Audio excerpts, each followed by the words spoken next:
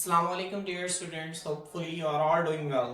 तो स्टूडेंट्स, जैसा कि आपने वीडियो को देखा, वीडियो का टाइटल देखा, आज के इस वीडियो के अंदर हम डिस्कस करेंगे वो कौन कौन से कॉमन मिस्टेक्स हैं जो कि हमारे स्टूडेंट्स हैं वो पेपर में जब जाते हैं तो वो अटेम्प्ट करते हैं, जिसकी वजह से उनके जो मार्क्स हैं वो कम हो जाते हैं। ठीक है स्टूडेंट्स, आपने देखा होगा अक्सर, ठीक है, कि इतने हर, क्योंकि देखिए ना, 3 लाख से ज्यादा बच्चा जो है वो मैट्रिक लाहौर बोर्ड की अगर हम बात करें तो 3 लाख से ज्यादा बच्चा जो है वो लाहौर बोर्ड के अंदर मैट्रिक एग्जाम्स में अपियर होता है। और इतनी बड़ी तादाद के अंदर आधे बच्चे फेल हो जाते हैं। ठीक है, वो जो आधे बच्चे हैं, देखिए ना, उनमें से बहुत सारे स्टूडेंट्स ऐसे होते हैं जो पास होते हैं, उनमें से बहुत सारे स्टूडेंट्स ऐसे होते हैं जो कि यानी कि अच्छा पढ़ सकते हैं और बहुत अच्छा स्कोर कर सकते हैं। ठीक है, अच्छा पढ़ रहे होते हैं, ड्यूरिंग द क्लासेस बहुत अच्छा जा रहे होते हैं, स्टडीज उनकी बहुत अच्छी जा रही होती हैं, टेस्ट में नंबर अच्छे आ रहे होते हैं, लेकिन वो कौन कौन सी मिस्टेक्स हैं वो जाके जो बोर्ड में करते हैं, ठीक है, तो उनकी वजह से जो है उनकी परफॉर्मेंस जो है वो पीछे हो जाती है। स्टूडेंट्स देखें, आप लोग जो सारा साल तैयारी करते हैं, फर्स्ट करें, अगर आप लोग केमिस्ट्री के स्टूडेंट हैं, आप लोग सारा साल केमिस्ट्री की तैयारी करते हैं, वहां पे आपको सिर्फ तैयारी को जस्टिफाई करने के लिए सिर्फ आपको 2 घंटे दिए जाते हैं कि जस्टिफाई करें कि आपने 2 घंटे के अंदर क्या प्रिपेयर किया, और वो 2 घंटे के अंदर आप जो परफॉर्म करते हैं उसकी बेस पे आपको मार्क्स मिलते हैं, वो आपके सारा साल की कारकर्दगी होती है। ठीक है, तो स्टूडेंट्स, उस वक्त जो 2 घंटे हैं वो बहुत क्रूशियल टाइम होता है हमारे पास एग्जाम का। और हमने यहाँ इस वीडियो के अंदर देखेंगे वो कौन कौन सी जो है गलतियां हैं जो कि स्टूडेंट्स अटेम्प्ट करते हैं, हमसे वो गलतियां हुई, हमने अपने स्टूडेंट से गलतियां सुनी। ठीक है, तो स्टूडेंट्स आइए वीडियो को स्टार्ट करते हैं। ठीक है, जैसे कि टाइटल है what mistakes that the students should avoid in the exams. ठीक है, एग्जाम्स में, मैट्रिक एग्जाम्स में कौन कौन सी गलतियां जिनको स्टूडेंट्स को अवॉइड करना चाहिए। स्टूडेंट्स, सबसे पहले हम डिस्कस कर लेते हैं थोड़ा सा ना मतलब पेपर प्रेजेंटेशन को। स्टूडेंट्स, यहाँ पर हमारे पास ना एक बहुत गलत कॉन्सेप्ट ये पाया जाता है कि पेपर प्रेजेंटेशन का मतलब क्या है। ठीक है, हमारे यहाँ पर ये समझा जाता है कि पेपर प्रेजेंटेशन का मतलब है कि आपने पेपर को बहुत ही कोई संवार दिया है। बच्चे क्या करते हैं, बच्चे सिंपल, आपने जिस तरह सब्जेक्टिव टाइप अगर किसी बच्चे ने लिखना है, ठीक है, आप इस तरह से भी सब्जेक्टिव टाइप लिख सकते हैं, लेकिन वो एस को आप इस तरह से टेढ़ा मेढ़ा करके के तोड़ मरोड़ के लफ्जों को लिखेंगे, ठीक है, उन्हें ठीक है थोड़ा सा बड़ा करके इस तरह। स्टूडेंट्स, ये पेपर प्रेजेंटेशन नहीं है। हमारे यहाँ पे पेपर प्रेजेंटेशन का मतलब जो है वो टोटली गलत लिया जाता है। हमारे यहाँ पे बच्चे जो है उन लफ्जों को इस तरह बना कर संवार कर लिखने में लगे होते हैं, अपना टाइम जाया कर रहे होते हैं बच्चे। ठीक है, हालांकि इस चीज के कोई मार्क्स नहीं है आपको। ठीक है, असल जो है वो पेपर प्रेजेंटेशन का मतलब क्या है, पेपर प्रेजेंटेशन का मतलब है कि आपने जो पेपर लिखा है वो साफ है। ठीक है, पेपर आपका क्लियर है, जो आपकी राइटिंग है वो क्लियर है, राइटिंग आपकी एग्जामिनर को समझ आ रही है, आपके पेपर में गंद नहीं, ठीक है, आपने कटिंग्स नहीं की हुई, गंद नहीं मारा हुआ पेपर के अंदर, आपका पेपर जो है मतलब दिखने में नीट एंड क्लीन पेपर है आपका। ठीक है, जो आपने लिखा हुआ है वो साफ लिखा, सिर्फ पेपर प्रेजेंटेशन का ये मतलब है। ठीक है, हाँ, आप अपने पेपर को ज्यादा प्रोमिनेंट करने के लिए, ठीक है, क्वेश्चंस के नीचे थोड़ा बहुत, ठीक है, आप डबल लाइनिंग कर सकते हैं। ठीक है, लेकिन पेपर प्रेजेंटेशन का हरगिज ये मतलब नहीं है कि आपने एल को टेढ़ा करके लिखना है तो ये पेपर प्रेजेंटेशन है, या इसको इस तरह से लिखेंगे तो ये पेपर प्रेजेंटेशन है। ठीक है, तो स्टूडेंट्स, ये पेपर प्रेजेंटेशन जो है इसका मतलब आपने अपने आप को ज़हन में रखना है। ठीक है, स्टूडेंट्स, देखते हैं कि क्या डू पेपर प्रेजेंटेशन मैटर्स, क्या पेपर प्रेजेंटेशन मैटर करती है। पेपर प्रेजेंटेशन से अगेन मैं आपसे क्या मुराद ले रहा हूँ, मैं आपसे मुराद ले रहा हूँ कि इसमें आपकी मार्जिन लाइंस हो, आपकी राइटिंग साफ हो, पेपर आपका क्लियर हो। ठीक है स्टूडेंट्स, हमारे यहाँ पे एक बहुत बड़ा परसेप्शन है, वो गलत परसेप्शन है ये, कि हमारे यहाँ पे जब आप पेपर जो है वो पेपर प्रेजेंटेशन में, कि अगर आपने पेपर में साइड पे, ठीक है, लाइंस वगैरह नहीं लगाई, या पेपर के नीचे क्वेश्चन के नीचे आपने अंडरलाइंस नहीं किए, ठीक है, तो ये पेपर प्रेजेंटेशन, इसके आपके मार्क्स रिडक्ट होते हैं। स्टूडेंट्स, ऐसा कुछ नहीं है। ठीक है, ये है कि सिर्फ आपकी मार्जिन लाइन जो है, क्योंकि वो एक तो पेपर हाशिया जो है वो तो सिंपल कंपलसरी होता है कुछ पेपर से, उर्दू के पेपर्स के अंदर, साइंसेज में इनफेक्ट वो भी अगर आप देखें, ठीक है, लगाना है, आप लोगों ने लगाना है, लेकिन एज इट इज कोई कंपलसरी नहीं होता कि उसके आपके मार्क्स हैं। ठीक है, लेकिन स्टूडेंट्स, अगर मैं आपको अपनी एग्जांपल दूं, ठीक है, मैं 9th क्लास, ठीक है, जो है, मैंने अपनी 9th क्लास की बायोलॉजी के पेपर की अगर मैं बात करूं, ठीक है, पेपर प्रेजेंटेशन जीरो थी। ठीक है, बड़ी मुश्किल से टाइम में पेपर ही सिर्फ अटेम्प्ट हुआ था, लेकिन पेपर सारा लिखा था, सारी डायग्राम्स बनाई थी, जहां पे जो चीजें जितनी भी बनती थी वो सारी बनाई थी। ठीक है स्टूडेंट्स, अब जब मैं पेपर देकर आया था, ठीक है, तो काफी सारे स्टूडेंट्स कह रहे थे, टीचर्स कह रहे थे कि आपके मार्क्स जो हैं वो डिडक्ट हो जाएंगे, कम हो जाएंगे, आपने लाइंस नहीं लगाई, आपने हाशिए नहीं लगाया, आपने पेपर प्रेजेंटेशन नहीं की। ठीक है students, I got 60 out of 60 in my 9th class biology में अगर मैं बात करूं। ठीक है, बाकी सब्जेक्ट्स में भी, मैथ में पूरे थे।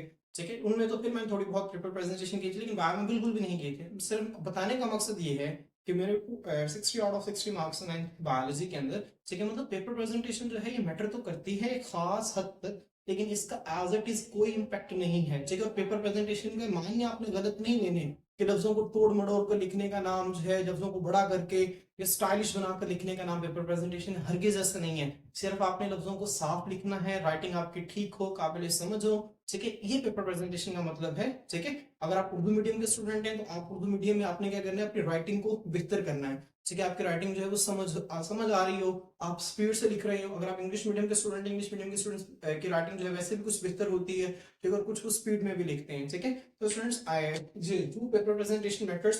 पेपर प्रेजेंटेशन स्टूडेंट्स सबसे, पेपर प्रेजेंटेशन मैटर है लेकिन एक सेकेंडरी चीज है।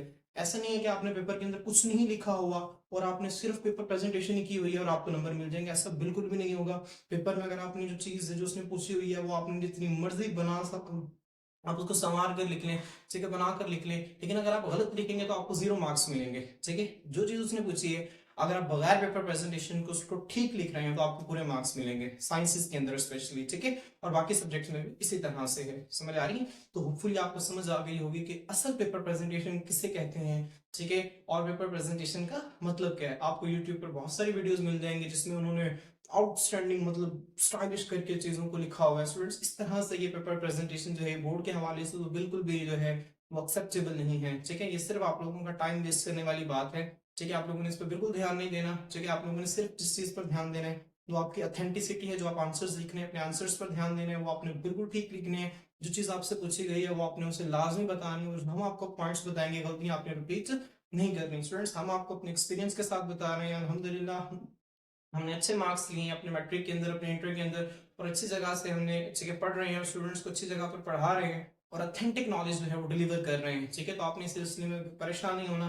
ठीक है, आपको हमारे प्लेटफॉर्म से जो नॉलेज मिलेगा वो अथेंटिक होगा और उस पर आप टोटली बिलीव कर सकते हैं। ठीक है स्टूडेंट्स, अगला जो है हमारे पास जो पॉइंट है, never write in form of paragraph. Students एक स्टूडेंट्स जो हैं ये अक्सर गलतियां करते हैं। मैं भी अपने स्टूडेंट्स को कहता हूं कि कभी भी आपने जो है वो पैराग्राफ की शक्ल में नहीं लिखने क्वेश्चन। ठीक है स्टूडेंट्स, पैराग्राफ जब आप लिखते हैं तो एग्जामिनर्स जब बोर्ड में पेपर चेक कर रहे होते हैं उनके पास इतना टाइम नहीं होता।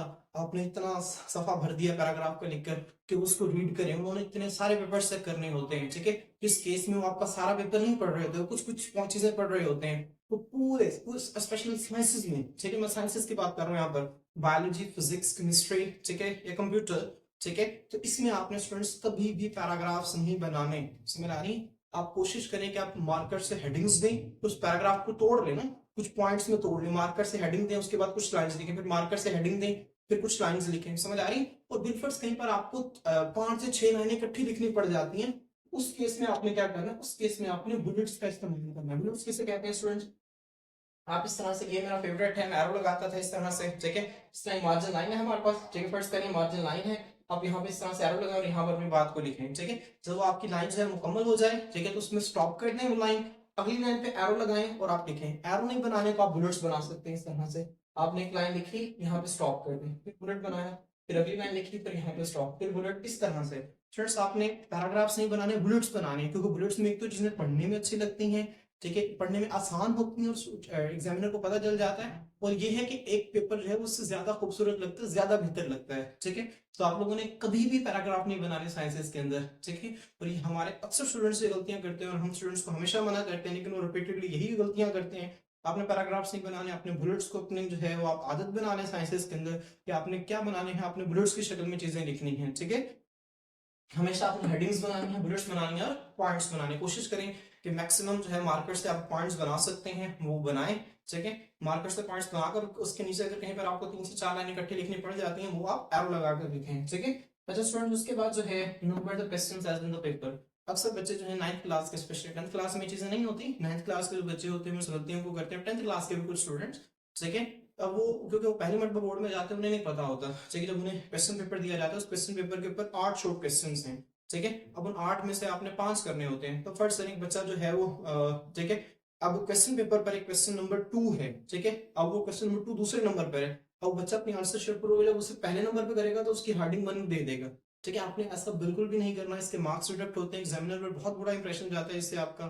ठीक है, आपने जो है वही क्वेश्चन नंबर की हेडिंग वही देनी है जो पेपर के ऊपर है, चाहे आप उस क्वेश्चन को पहले कर रहे हैं। मिसाल के तौर पर अगर आप क्वेश्चन नंबर 5 है, क्वेश्चन नंबर 2 एक शॉर्ट क्वेश्चन का पोर्शन, उसका 5वां सवाल जो है अगर वो आप पहले कर रहे हैं तो आपने उसकी हेडिंग, आपने उसकी हेडिंग वही देनी है। ठीक है, क्वेश्चन नंबर 5। ठीक है, और स्टूडेंट जब कभी भी आप जो है वो इस तरह से हेडिंग्स दें क्वेश्चंस की, ठीक है, जब कभी भी आप इस तरह से क्वेश्चन की जब हेडिंग दे रहे होंगे, ठीक है, तो आपने उसके नीचे उस क्वेश्चन का यानी कि आप कह लें कि कंडेंस्ड फॉर्म के अंदर एक छोटा सा पॉइंट है उस क्वेश्चन का लाजमी लिख देना। मिसाल के तौर पर आप लोगों से फिजिक्स के अंदर उसने पूछ लिया, 9th क्लास के अगर फिजिक्स की बात करेंगे, आपसे पूछ लेता है डिफाइन एक्सेलरेशन, तो आपने एक्सेलरेशन डिफाइन एक्सेलरेशन नहीं लिखना, आपने क्या करना है, इस तरह क्वेश्चन की नंबरिंग देनी है। इस तरह से फर्स्ट करें हमारे पास यहाँ पर आप क्वेश्चन की नंबरिंग में फर्स्ट करें, हमारे पास ये आपसे फोर्थ क्वेश्चन पूछा है, क्वेश्चन की नंबरिंग दें, उसके बाद यहाँ पर सिंपल आप लिख दें एक्सेलरेशन। जब आप एक्सेलरेशन लिख देंगे बस, ठीक है, इससे आगे आपको डिफाइन एक्सेलरेशन नहीं लिखना, ये क्वेश्चन की हेडिंग नहीं देनी, सिर्फ मार्कर से दरमियान में क्वेश्चन की नंबरिंग दें और उसके नीचे आप लिखते हैं क्वेश्चन की हेडिंग दें और उसके नीचे आप चुप करके अपना आंसर लिखना स्टार्ट कर दें। समझ आ रही है फ्रेंड्स? इन चीजों को आपने ध्यान में रखना है, ठीक है। अच्छा, always write an extra thing along with definition। जैसे कि डेफिनेशन के साथ आपने हमेशा एक एक्स्ट्रा चीज लिखनी है और ये वो पॉइंट है जिस पर स्टूडेंट्स के मैक्सिमम मार्क्स जो हैं वो डिडक्ट होते हैं। ठीक है, हमारे यहाँ 10th क्लास के बच्चों को तो ये चीजें समझ में आ जाती है, 9th क्लास के स्टूडेंट्स को चीजें समझ में नहीं आती क्योंकि वो भी 8th क्लास से आए होते हैं, उन्हें चीजों को बिल्कुल भी आइडिया नहीं होता। स्टूडेंट्स जब कभी भी आपसे एक सिंपल डेफिनेशन पूछ रहा है, इसका हरगिज मतलब ये नहीं है कि वो आपको सिंपल डेफिनेशन के 2 नंबर दे देगा शॉर्ट क्वेश्चन के। जब कभी भी आपसे वो डेफिनेशन पूछे तो आपने उसके साथ एक एक्स्ट्रा चीज, एक एक्स्ट्रा पॉइंट जो है वो लाजमी लिखना है, ये आपके पेपर स्कोरिंग में हेल्प करेगा। मिसाल के तौर पर उसने आपसे पूछ लिया डिफाइन एक्सेलरेशन, फिजिक्स के क्वेश्चन, अब आप लोग लिख देंगे अगर, ठीक है, change in velocity per unit time is called acceleration, और आप लोग सोचेंगे कि इसके आपको पूरे नंबर मिल जाएंगे। स्टूडेंट्स बिल्कुल भी ऐसा नहीं है, इसके आपको बिल्कुल भी पूरे नंबर नहीं मिलेंगे। ठीक है, आपने जब उसने डिफाइन एक्सेलरेशन पूछा तो आप पर ये लाजिम है कि आप उसके साथ कोई एक्स्ट्रा पॉइंट लिखें। ठीक है, बल्कि इसमें एक नहीं 2-3 एक्स्ट्रा पॉइंट्स आप लिख सकते हैं। ठीक है, एक्सेलरेशन की आप डेफिनेशन लिख सकते हैं, उसको नोटेशन की हेडिंग देके उसको आप रिप्रेजेंट कर सकते हैं, इट इज डिनोटेड बाय ए।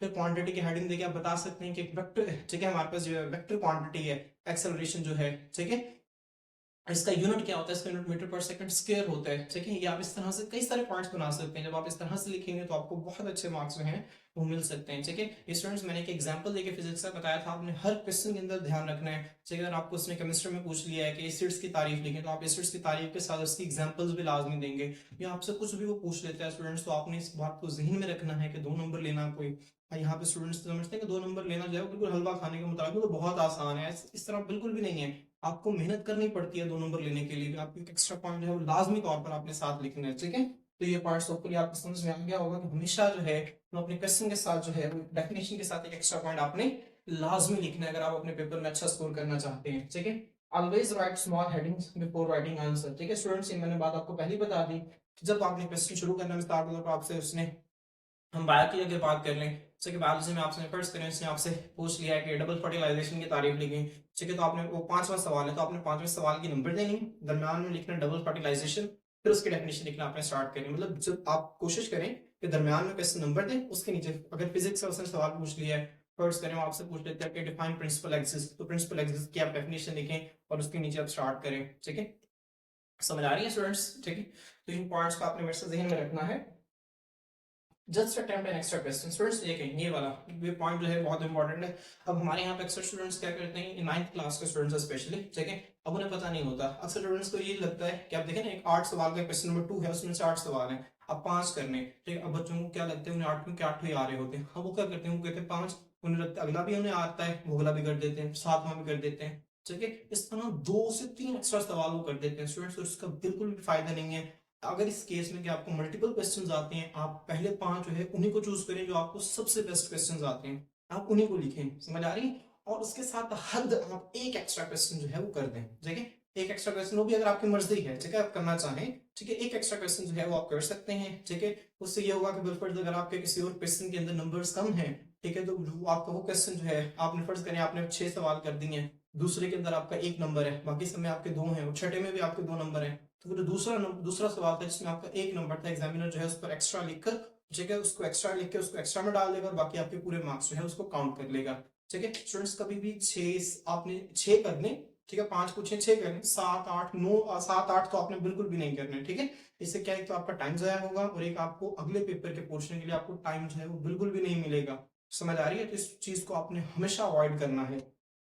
उसके बाद है नेवर अटेम्प्ट ऑल क्वेश्चंस। ठीक है स्टूडेंट्स, जो मैंने आपको ये पहली बात बता दी, कभी भी आपने सारे क्वेश्चंस जो हैं, अब स्टूडेंट्स यहाँ पे ऑल क्वेश्चंस का मतलब ये है कि वो चॉइस वाले मिलाकर, ऐसा इसका ये मतलब नहीं कि 10 में से 5 हैं, ठीक है, आप समझ लेंगे पांचों के कभी भी सारे सवाल नहीं करने, छोड़ के आ जाने, सर ने कहा था कि छोड़ के आ जाए क्वेश्चन, इसका बिल्कुल भी ऐसा मतलब नहीं है। ठीक है, इसका मतलब ये है कि आपने जो आपसे क्वेश्चन पूछे गए हैं, ठीक है, उनमें से 10 फर्ज करें आपसे 8 शॉर्ट क्वेश्चन है, उनमें से आपने 5 करने हैं, तो आपने कभी भी 8 के 8 नहीं करने, 5 6 कर लें आप, ठीक है, जो मैंने आपको पहले भी बात बता दी थी। सेकंड स्टूडेंट्स, होपफुली आपको ये सारे पॉइंट्स जो है इस साइड के समझ में आ गए हैं। ठीक है, हमने आपके लिए बहुत सारे पॉइंट्स निकाले हैं, हम आपके लिए बहुत सारी चीजें लेकर आए हैं जिससे आप जो है वो अपने पेपर के अंदर बहुत अच्छा स्कोर कर सकते हैं। हमारे एक्सपीरियंस को इस्तेमाल करते हुए आप जो है वो अपना बहुत सारा फायदा कर सकते हैं। ठीक है स्टूडेंट्स, आपने हमारे साथ जुड़े रहना है। अब स्टूडेंट देखिए अगला पॉइंट जो है, मेक डायग्राम्स वेयर पॉसिबल। आपने जहां पर पॉसिबल हो आपने डायग्राम्स लाजमी बनानी है, चाहे वो बायो है, चाहे केमिस्ट्री है, चाहे फिजिक्स है, जहां पर डायग्राम्स बनती हैं आपने डायग्राम्स लाजमी बनानी है। स्पेशली मैं बायोलॉजी के स्टूडेंट्स को तो हमें लाजमी तौर पर कहना चाहूंगा कि बेटा आपने इस चीज को मद्देनजर रखना है, जहन में रखना है कि डायग्राम्स आपने जहन में रखना है कि बायोलॉजी की आप समझ बैकबोन है ना आपके पेपर की, वो डायग्राम्स हैं। ठीक है, आपको वो बाहर क्वेश्चन में नहीं दिखा रहा होता कि इस क्वेश्चन में डायग्राम के नंबर हैं, लेकिन उन एग्जामिनर्स के पास जो आंसर कीज आती हैं उनमें प्रॉपर मेंशन होता है कि इस क्वेश्चन में डायग्राम का नंबर है। तो पेपर में जहां पे डायग्राम बनती है वहां पे आपने डायग्राम बनानी है। समझ आ रही है? जहां पे आप डायग्राम बनाएंगे, एक तो डायग्राम बनाने का एक तो ये फायदा होता है कि आपका पेपर जो है वो निखर आता है। ठीक है, और जब एग्जामिनर जो है वो आपका कोई क्वेश्चन चेक कर रहा होता है और उसमें आपने जब डायग्राम बना दी है तो उसका एक बहुत अच्छा इंप्रेशन पड़ता है एग्जामिनर के ऊपर। ठीक है, जब उसके ऊपर एक अच्छा इंप्रेशन पड़ेगा तो आपका पॉजिटिव इमेज बिल्ड होता है और आपको अच्छे मार्क्स मिलने की जो है वो क्या इम्कान जो है वो ज्यादा हो जाते हैं, ज्यादा बढ़ जाते हैं। तो अपने इस चीज को बिल्कुल ध्यान रखना है कि आपने हमेशा डायग्राम बनानी है, जहां पर पॉसिबल हो आप डायग्राम्स बना दें। ठीक है, चाहे शॉर्ट क्वेश्चन में भी उसने नहीं ना बन रही तो आप साइड पे छोटी सी करके डायग्राम बना दें। समझ आ रही है? ठीक है, स्टूडेंट डायग्राम अकेली नहीं बनानी, लेबल डायग्राम की इंपॉर्टेंस है। ठीक है, मैंने यहाँ पे लिखा है make a less labelled and clear diagram. Diagram हमेशा आपकी लेबल हुई हो और हमेशा आपके डायग्राम जो है क्लियर हो। अगर अनक्लियर डायग्राम होगी, अनलेबल्ड डायग्राम होगी, स्टूडेंट्स इससे बेहतर है कि आप डायग्राम ना बनाए। ठीक है, डायग्राम आप बनाएं। अक्सर स्टूडेंट्स जो है वो हम डायग्राम स्टूडेंट्स देखें, मैं आपको बता रहा हूँ डायग्राम की इंपॉर्टेंस कितनी ज्यादा है। मैं आपको बता रहा हूँ बायोलॉजी के पेपर में तो इसकी बैकबोन की हैसियत है डायग्राम्स की। तो अब आपने क्या करना है, आपने डायग्राम्स की प्रैक्टिस करनी है। आपके पेपर्स नजदीक हैं तो आपने डायग्राम्स की मैक्सिमम से मैक्सिमम प्रैक्टिस कर लेनी है ताकि आपको पेपर में कोई भी मसला ना हो, आप पेपर बहुत अच्छे तरीके से परफॉर्म कर सकें, बहुत अच्छे तरीके से आप पेपर कर सकें, बहुत अच्छे मार्क्स जो है आप लोग ले सकें। ठीक है, आपने डायग्राम्स का ख्याल रखना। ग्राफ्स, जो फिजिक्स के अंदर ऐसा है कि यहाँ पर ग्राफ्स बनते हैं, आपने ग्राफ्स जो है उसको लाजमी ड्रॉ करना है। ठीक है, एक्स एक्सिस वाई एक्सिस, जिस जो क्वांटिटी जो है जो वाई एक्सिस पे लिखने वाली है उसको वहां पे लिखेंगे, एक्स एक्सिस पे लिखने वाली उसको वहां पे लिखेंगे। ग्राफ के ऊपर जो भी आप चीज बना रहे हैं उसको लाजमी मेंशन करेंगे।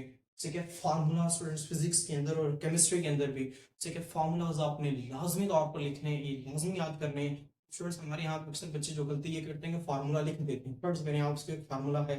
ठीक है, आपसे उसने पूछा कि मैं अगर ठीक है अगर नाइन्थ क्लास की एग्जांपल तो सही है कि जो भी स्टूडेंट्स सुन रहा है नाइन्थ का टेंथ को उसको समझ में आ जाए। सेकंड नाइन्थ क्लास में फिजिक्स की मैं एग्जांपल ले लेता हूँ। ठीक है, फर्स्ट बेंच ने एक्सप्लेनेशन पूछा फार्मूला, तो आपने ये लिख के आ गए। स्टूडेंट्स इसका बिल्कुल भी आपने ऐसा हरगिज ऐसा नहीं करना। जब वो आपसे फार्मूला पूछेगा तो उसके अंदर जो सिंबल्स हैं आपने उन सिंबल्स के मतलब भी बताने हैं। समझ आ रही है? समझ आ रही है ना मेरी बात? आपने उन सिंबल्स के मतलब भी बताने हैं कि यहाँ पर ए है, ए का मतलब क्या है, एक्सेलरेशन। वीएफ, वीएफ का मतलब क्या है, फाइनल वेलोसिटी।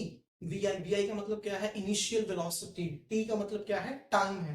तो आपने इसको जहन में रखना है, फार्मूलाज रखने हैं जहां पर पॉसिबल हो।